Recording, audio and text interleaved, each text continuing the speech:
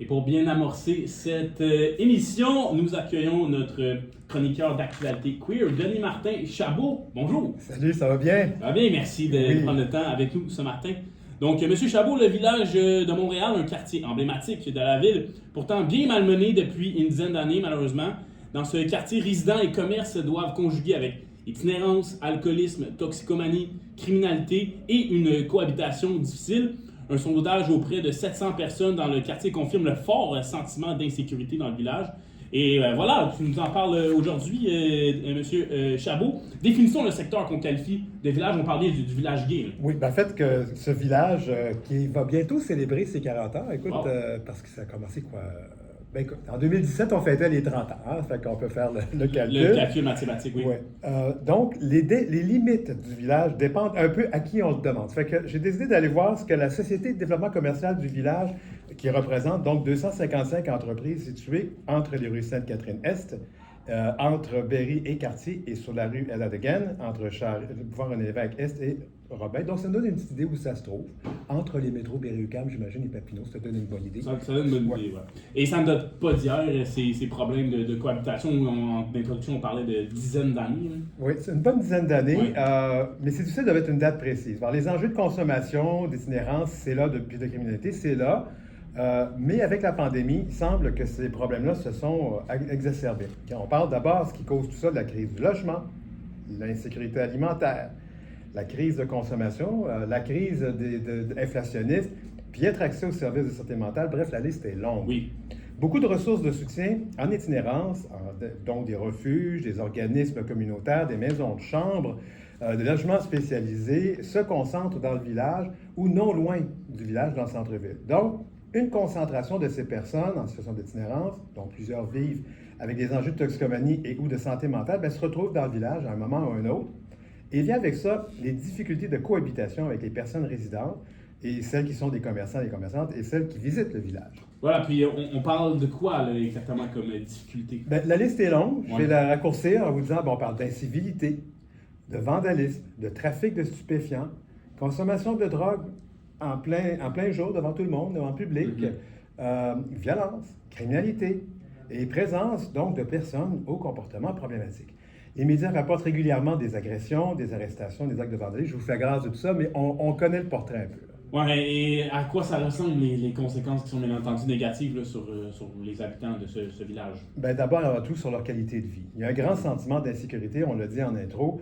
C'est ce que révèle un sondage effectué par une toute nouvelle association citoyenne, celle du village. Okay.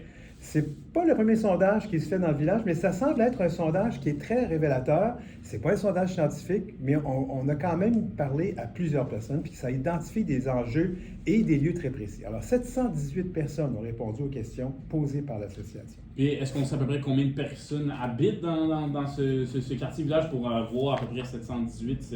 C'est une très bonne question et j'ai l'information ici. Oh, oui, alors je pense que c'était dans les personnes qui ont répondu. Il me semble que c'est à peu près 60% des répondants sont des résidents du village. Okay. 60% des répondants sont des oui, mais il y a aussi des visiteurs qui ont répondu. OK, je vois. Alors, mais 718, c'est quand même un échantillon intéressant. C'est intéressant, c'est intéressant. C'est révélateur, mais c'est des choses qu'on sait déjà, mais il y a des chiffres là-dessus. Alors, ça a été fait comment? Il y a eu des envois aux membres de l'association citoyenne, des publications sur diverses plateformes de réseaux sociaux et la distribution de prospectus de porte-à-porte dans les rues, dans les parcs et devant certains commerces. Alors, 478 personnes répondantes, c'est 66,5%, donc les 2 tiers, considèrent que leur qualité de vie dans le village mauvaise ou très mauvaise. Et ça en dit beaucoup, ça. À la question sur leur perception du sentiment de sécurité, dans le village, 490 personnes, 68,2, ont répondu qu'elles trouvaient peu ou pas du tout sécuritaire. Ça aussi. Avant d'aller plus loin, je vais citer quand même le président de l'Association citoyenne du village de Montréal, Sylvain Côté. Il dit « Il est important de bien comprendre que l'objectif poursuivi par ce sondage n'est pas de dire que le village est dangereux ou qu'il ne faut pas le fréquenter. Au contraire, nous pensons qu'en regardant les problèmes en face, nous serons en mesure d'identifier les principales problématiques que crée ce sentiment d'insécurité et les actions qui doivent être priorisées. » Et dans ce sondage, bien entendu, on identifie les zones plus problématiques que d'autres. Là. Oui. Quelles sont-elles? Alors, les 2 tiers des répondants, encore une fois, affirment éviter certains endroits à certaines occasions. Alors, on parle de certains parcs, des plus que d'autres. Ouais. Le parc Saint-Garant, ça c'est le parc qui est en arrière de la station de métro Baudry. Le parc Émilie-Gamelin, qu'on connaît. La place du village, là, qui est pas loin d'Adadogan, juste en face du cabaret Amado. La place Emmett Jones, le parc Charles Campbell et le parc des Faubourgs. Et certains secteurs des rues Sainte-Catherine et Ontario, principalement, ont aussi été identifiés comme moins sécuritaires. C'est sans contredit le secteur de la rue Sainte-Catherine, entre les rues Berry et Adadogan, où le plus grand nombre de personnes répondantes, 77,2%, disent ressentir le plus grand sentiment d'insécurité. C'est énorme, le 77,2%. Et ça, c'est le métro Berry-UQAM, à peu près. Et le métro Papineau, hein, la rue Alexandre-de-Sèvres et Papineau, c'est là aussi on trouve 49% des gens qui disent ressentir un sentiment d'insécurité. Puis on le sait, aux abords des stations de métro, c'est souvent là que se retrouvent les personnes en situation problématique. Et ça peut causer donc des problèmes de cohabitation. Voilà, puis vous parlez d'Émilie Gamelin, vous parlez également de personnes qui font usage de drogue en plein jour. Émilie Gamelin en est un très bon exemple. Moi qui est à l'UQAM, qui a côtoyé de près ce parc quand même, là, effectivement, c'est une situation qui est déplorable. Puis qu'est-ce qui interpelle le plus ces personnes répondantes-là? Ça faisait partie du sondage. Voilà. Oui, alors c'est sûr là, que ce qui ressort du sondage, c'est que la cohabitation avec des personnes ayant consommé des substances illicites représente un sentiment plus grand d'insécurité. Je ne sais pas pour vous, moi je me suis souvent promené dans le village, puis il y a des gens qui sont pratiquement en psychose, et puis on ne sait pas. Moi je me suis fait frapper par une personne comme ça, comme rien. Bon, je ne veux pas dire que le village est absolument dangereux, mais il y a des problèmes, il faut le reconnaître. L'autre problème aussi, c'est que les personnes qui ont des problèmes de santé mentale et les personnes en situation d'itinérance. Alors, je vais citer Alain Hébert, qui est responsable du comité de sécurité de l'Association citoyenne du village. Il dit, à travers nos rencontres avec la population du village, il en ressort que la consommation de drogue dure s'accompagne de la présence de vendeurs, gangs de rue, etc. Ce qui nous porte à croire que la combinaison de ces facteurs représente une part importante de la perception de la population en matière de sécurité. Oui, bien c'est ça, c'est exactement, c'est corrélé, bien entendu, là, les drogues, puis après ça, la criminalité vient avec ça, malheureusement. Ça dresse un portrait assez sombre du village. Oui, mais en même temps, il y a des choses qui semblent fonctionner. Okay. Fait qu'on va quand même donner des côtés quand même positifs. Alors, selon les répondants, là, la Ville de Montréal, la police, la Société de développement commercial et les organismes communautaires qui mettent de l'avant des initiatives pour améliorer les choses, c'est bien vu. Alors, pour en mesurer l'impact, l'Association citoyenne a énuméré quelques-uns dans son sondage. Alors, je peux vous dire que la présence d'intervenants communautaires ou psychosociaux sur le terrain semble sécuriser davantage les gens. Il y a aussi celle des policiers et policières qui semblent être une source de sentiment de sécurité. Il y a quand même des gens qui ne voient pas d'impact, mais je peux vous dire là, que c'est 71% des gens qui trouvent que c'est une bonne chose. Voilà, tant mieux. Les interventions policières menées, par exemple, auprès de personnes intoxiquées ou violentes ou des groupes criminalisés se font rassurantes aussi pour une majorité de la population. Oui. Et puis, oui, allez-y. Alors, quelles sont les solutions, en fait? Voilà, c'est là qu'on y vient. Oui, alors c'était la grande chose dans ce sondage, c'était de parler des solutions. Oui. Alors, il y a 606 personnes qui ont pris la peine de répondre, de rédiger des souhaits. Alors, je vais encore citer Sylvain Côté. Il en ressort un message fort. Les différents paliers de gouvernement devront travailler ensemble rapidement afin de faire bouger la situation qui atteint un seuil critique dans le village. Alors, je parle de Sylvain Côté, président de l'Association citoyenne du village. Là, je vais vous parler un petit peu de mon analyse des choses, mais je pense que j'invente rien.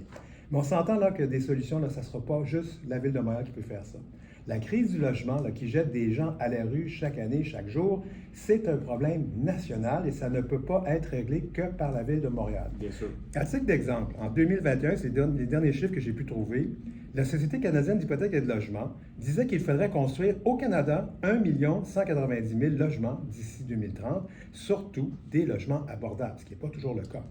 C'est rarement abordable. Parce que le loyer moyen, lui, a augmenté entre 2018 et 2022 de 25 Même chose quand on parle de la santé mentale. On a identifié des lacunes majeures dans le secteur de la santé mentale au Québec, rappelons-nous, pendant la pandémie surtout, alors que l'attente pour consulter un ou une psychologue est de 6 mois à 2 ans, on parle dans le public. Parce que si on a les moyens de payer à peu près à 100 $ de psychologue, bien là, ça peut fonctionner, mais ce n'est pas le cas de tout le monde. Et puis là, on peut parler de la crise des opioïdes, parce que la consommation de drogue est assez fulgurante dans le village, en fait, au pays, mais dans le village, beaucoup se retrouvent là.